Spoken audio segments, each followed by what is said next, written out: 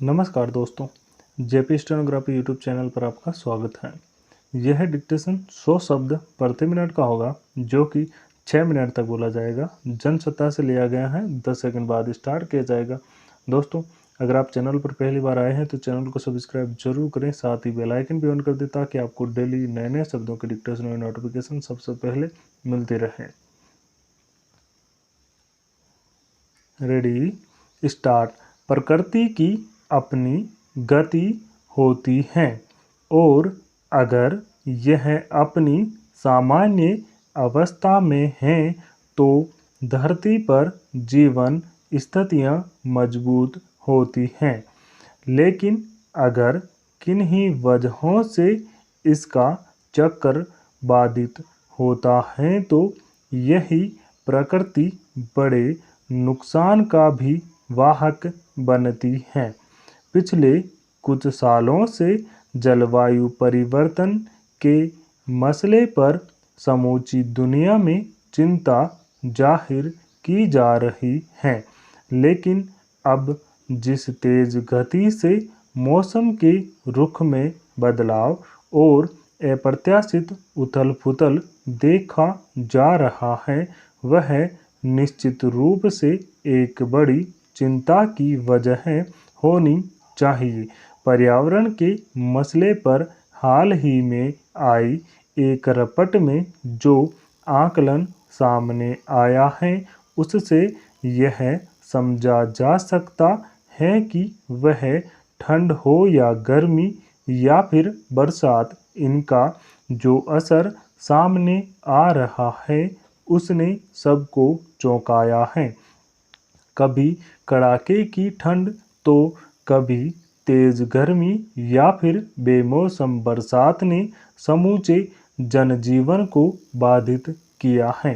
इसके अलावा बारिश, ओलावृष्टि, आकाशीय बिजली आदि में असंतुलन की वजह से इस साल के शुरुआती 4 महीनों में ही कम से कम 233 लोगों की जान चली गई और लगभग 9.5 लाख हेक्टेयर क्षेत्र में लगी फसल बर्बाद हो गई। इस तरह खेती किसानी को भी व्यापक नुकसान हुआ। प्रकृति पर किसी का बस नहीं है और उसकी अनिश्चितता के बारे में पक्के तौर पर कुछ नहीं कहा जा सकता।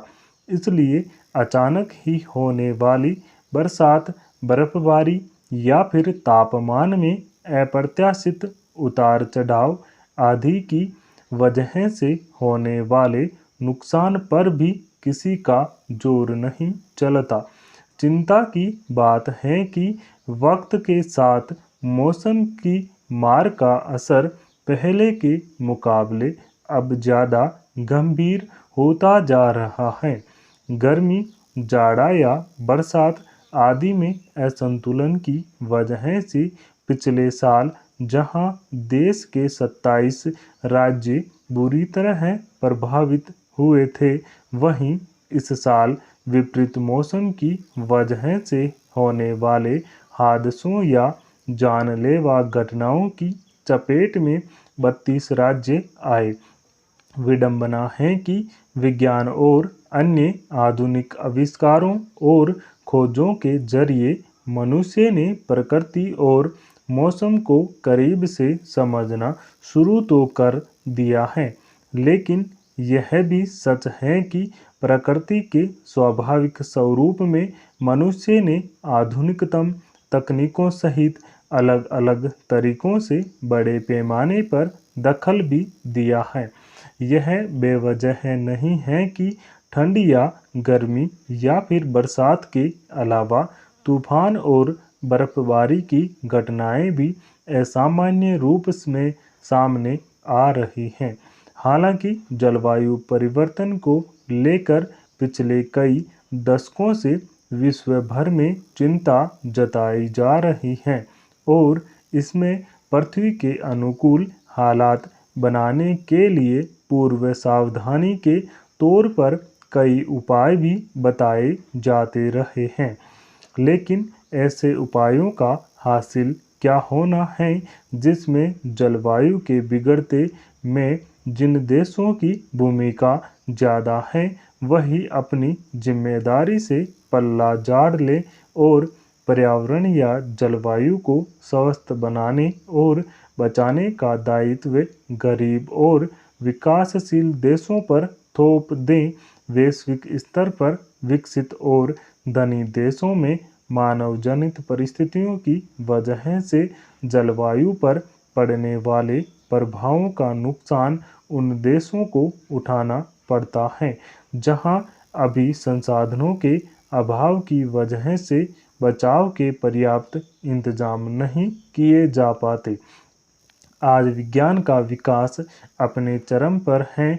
ऐसे में ज़रूरत इस बात की है कि कुदरत के अपने स्वरूप में दखल न दिया जाए।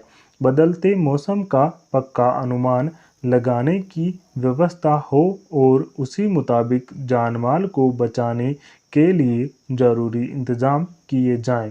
कुदरत के अपने रुख को रोका नहीं जा सकता, लेकिन उससे बचाव के इंतजाम करके नुकसान को काफ़ी हद तक कम जरूर किया जा सकता है। स्टॉप। दोस्तों, इस डिक्टेशन का पीडीएफ लिंक डिस्क्रिप्शन में मौजूद है, आप वहां से जाकर डाउनलोड कर सकते हैं। साथ ही ये डिक्टेशन और इसका पीडीएफ व्हाट्सएप ग्रुप पर भी शेयर किया जाता है, जिसका लिंक डिस्क्रिप्शन में मौजूद है, आप ज्वाइन कर सकते हैं। दोस्तों, अगर डिक्टेशन अच्छा लगे, पसंद आए तो लाइक शेयर कमेंट जरूर करें। साथ ही सब्सक्राइब करना ना भूलें। Thank you.